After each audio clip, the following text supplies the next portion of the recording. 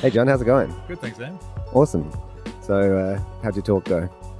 I think it went well. The videos didn't work on my slide deck, no. which is always like a bad scenario, but I managed to fumble through and get it done.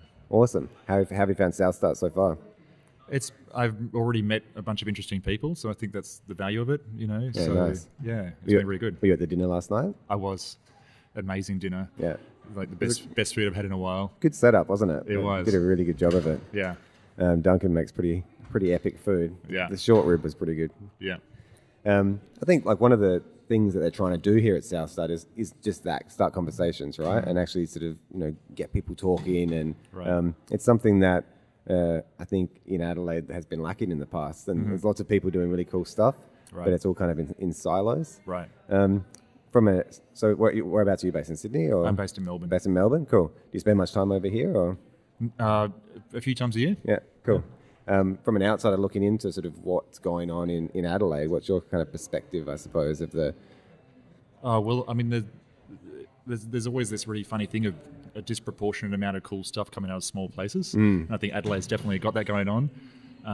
You've got the holographic stuff, you've got some great VR studios. There's really, there's quite a lot going on, quite a lot of activity for the size. It's really kind of, I think, someone mentioned this before, I think similar to Wellington as well. Okay, sure. Where they've got, some, big international companies that come out of there. And I kind of see a similar sort of thing happening here as well. We were just talking to Tony from Rising Sun before, but yeah, I mean, there's such cool stuff that does happen. Yeah. I think a lot of it does sort of, it doesn't get championed as much as potentially happens in a bigger city. So, Right. But I think one of the advantages of a smaller city is it's easier for people to meet each other, right? Yeah. And so you're talking about the silo thing. If you're in a big city, people, the students hang together and the experienced people hang together, Yeah, and sure. You need that kind of collaboration between all the different levels for something to happen. I think that's really important. Something we've kept touching on today is sort of the need to get people in the same room and start these conversations and actually, I think it's good for the whole ecosystem and cross sort of, different diverse fields too. Sure.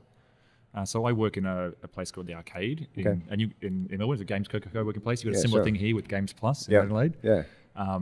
But we have students who do their projects there. They get mentored by established studios.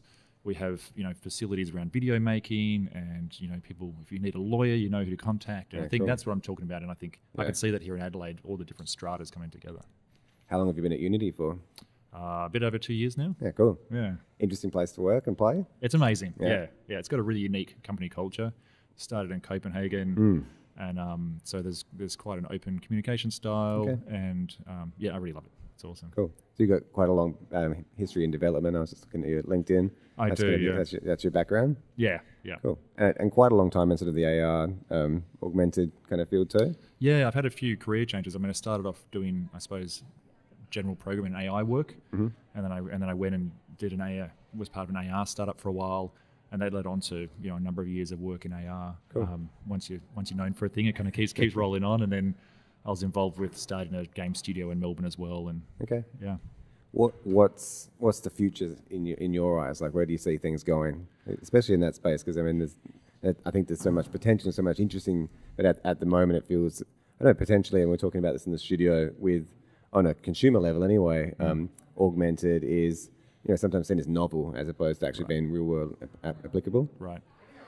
Yeah, there's always it's the classic hype cycle. At the moment, we're still very much in the .com era, where everyone put .com at the end of their name, and where everyone's like doing AR in their name, and it's just like, well, no, it's a tool and it's part of your process, not necessarily a product. Yeah, okay, and sure. I think there's still that, people who are in it now are enthusiasts, who are coming from a tech point of view, whereas really we need a product or a problem point of view, and I think that's happening, and the other part is the big pieces, a big geographic database or some way we can kind of connect things together. So it's not just something on your table anymore.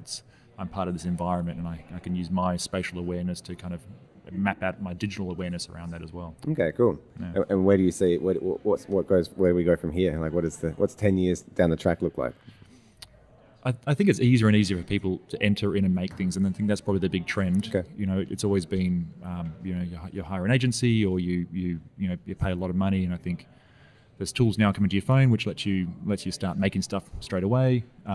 So I think letting a wider group of people make things, and then also the other side is companies coming out on the infrastructure side where we can talk about the AR cloud and all those sorts of things as well that kind of broaden the user scope or the use cases we can have in AR. Cool.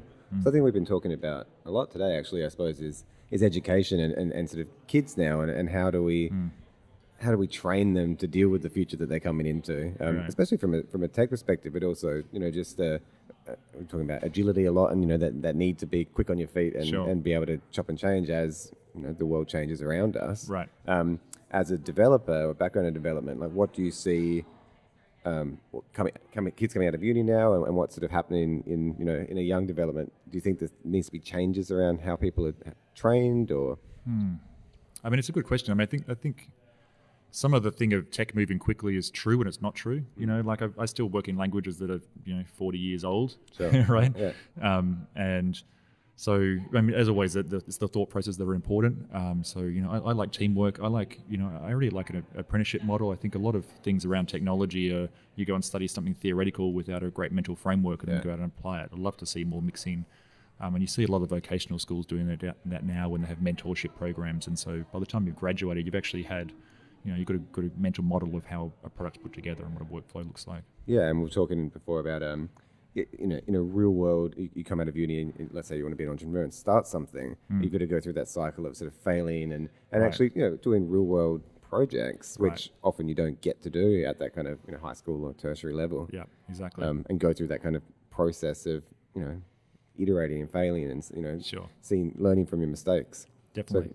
So, it doesn't matter if someone tells you 20 times, you've still got to do it once yourself and fail and give it a shot. Right. I think that vocational TAFE style is actually, especially for something like development or design, actually having hands-on real-world application as opposed to just theory. Yep. Marketing as well. Obviously, you need theory too, but you kind of need both, especially when you get out there and want to get a job. Right. It's pretty important. So your title at uni is Evangelist. So, I mean, what does your sort of role involve?